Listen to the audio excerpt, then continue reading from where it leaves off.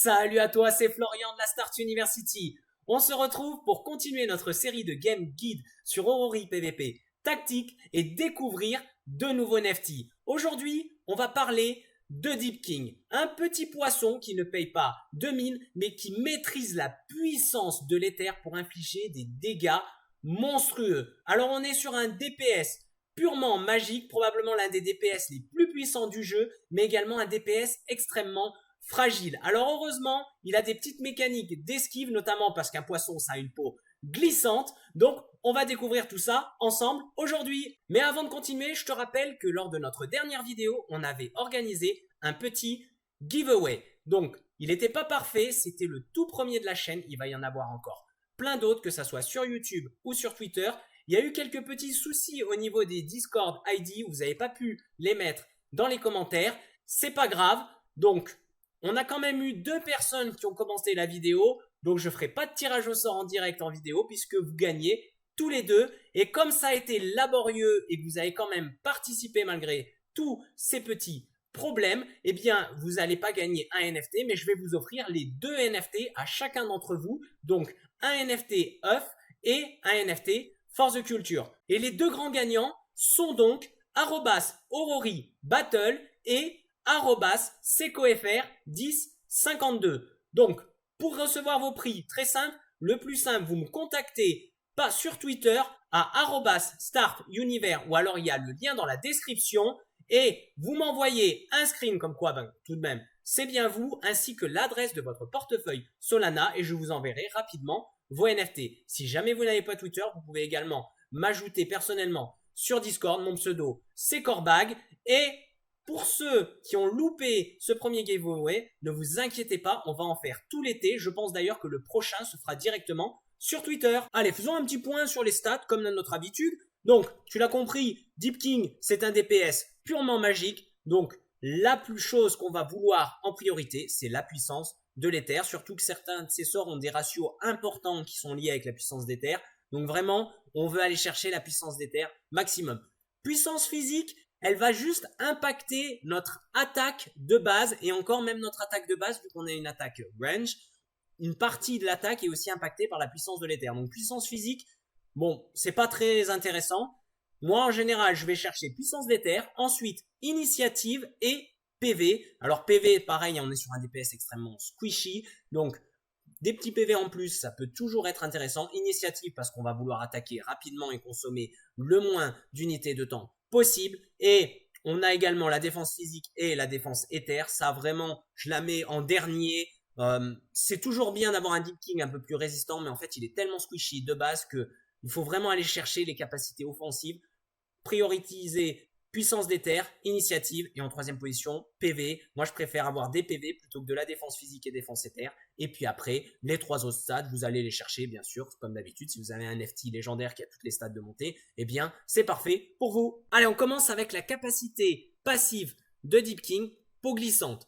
Simple, après avoir subi 3 attaques, tu esquiveras la prochaine attaque. Et ce qui est très intéressant, c'est qu'en général, sur la 4e attaque, tu vas quasiment tout t'esquiver, que ça soit des attaques directes, des attaques ciblées, des attaques non ciblées, des AOE. Vraiment, en général, tu esquives quasiment tout. Alors attention, je ne sais pas si c'est voulu ou si des fois il y a des petits bugs.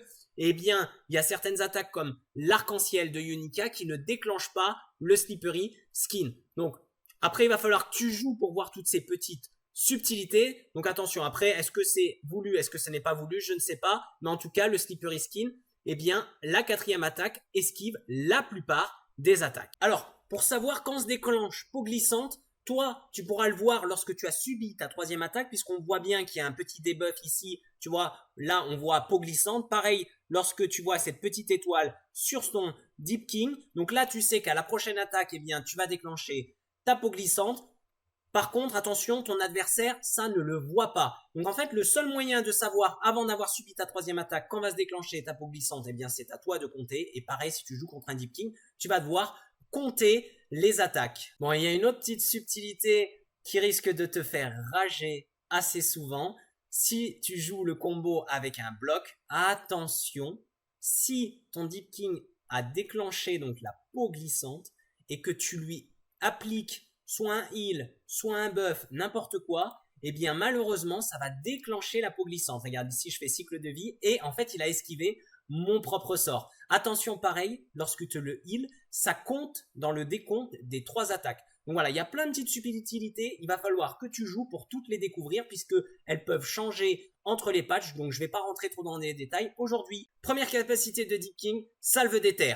Très simple à comprendre, c'est un sort mono-cible qui inflige d'énormes dégâts magiques basés sur la puissance de l'éther de ton Deep King. Donc vraiment, on est probablement sur le sort mono-cible en termes de dégâts magiques le plus puissant du jeu. Attention, pour effectuer ce sort, il faudra être au corps à corps, contrairement à l'attaque de base qui est, elle, à distance. Deuxième capacité, déblindage. Une attaque mono-cible anti-tank, puisque ces dégâts ne dépendent pas de ta puissance physique ou de ta puissance d'éther, mais bien des PV restants à ton adversaire. Alors, en plus de tout ça, elle te servira pour débuffer un adversaire pendant 2 tours qui subira beaucoup plus de dégâts. Donc, si tu le mets sur un tank, tu vas bénéficier à la fois des gros dégâts du sort plus du debuff et ce sort sera également utile contre les autres nefty puisque le debuff que tu leur appliques est relativement important. Troisième capacité de Deep King, esquive. Très simple, tu passes en mode esquive, un mode caché, passif, puisque ton adversaire ne le voit pas. Tes points de hype seront consommés uniquement à ton prochain tour et tu vas esquiver jusqu'à ton prochain tour, jusqu'à une attaque directe. J'insiste bien sur le côté direct puisque les AOE et les dégâts non ciblés ne déclencheront pas l'esquive. D'ailleurs, on a quelques subtilités sur ce point-ci. Si tu prends une attaque AOE et qu'ensuite, avant que ça soit le tour de ton Deep King, eh bien tu subis une attaque directe, l'esquive va pas proquer sur la OE, mais par contre, elle proquera sur l'attaque directe d'un autre NFT de tes adversaires. En fait, tant qu'elle ne s'est pas déclenchée, elle reste active. Si elle ne se déclenche pas jusqu'à ton prochain tour, tu perds tes points de hype et tu perds cette capacité d'esquive. Il faudra la réactiver pour les prochains tours. Et attention, si jamais tu subis une AOE qui te stun, eh bien, tu perdras cette capacité esquive. Et jusqu'à ton prochain tour, tu ne pourras pas esquiver et en plus, ça te consommera les 6 points de hype. Attention, une autre subtilité, lorsque tu esquives, c'est considéré comme un mouvement. Donc, tu peux déclencher par exemple le sort de Dynobit No Escape et donc te faire avoir et perdre ton esquive. Donc, c'est aussi utile si tu joues contre un Deep King et que tu estimes qu'il risque d'avoir mis l'esquive, tu peux lancer une attaque avec ton Dynobit en activant le No Escape pour l'empêcher d'esquiver et en plus, par ce biais-là, le stun. Quatrième capacité et capacité ultime, triple trempe. Très simple, c'est probablement le sort AOE le plus puissant du jeu, en tout cas parmi les sorts magiques. Tu vas infliger dans un rayon de 2 cases à tous les nefty, et j'insiste bien sur ce fait, puisque même tes nefty vont subir des dégâts, 3 vagues de dégâts magiques, donc des dégâts relativement importants. Attention, tu peux déclencher par ce biais aussi des capacités passives telles que le bodyguard de Shiba, donc sois très vigilant de ce côté-là aussi lorsque tu lances ton ultimate. Allez, avant de nous quitter, parlons des quelques compositions dans lesquelles Deep King peut être très intéressant. La plus générale, c'est d'avoir un Deep King avec Number 9. Donc, c'est la composition combo habituelle. Après, on peut avoir un 3ème DPS, on peut avoir un heal, il y a pas mal de choses. On peut également avoir Deep King qui est très fort avec un Axo Bubble. Là, on est sur une composition d'attaque à distance où on va maintenir ses adversaires à distance. En fait, Deep King, il va à peu près avec toutes les compos. On a une compo aussi sympa avec un Dynobit, avec un bloc et un Deep King.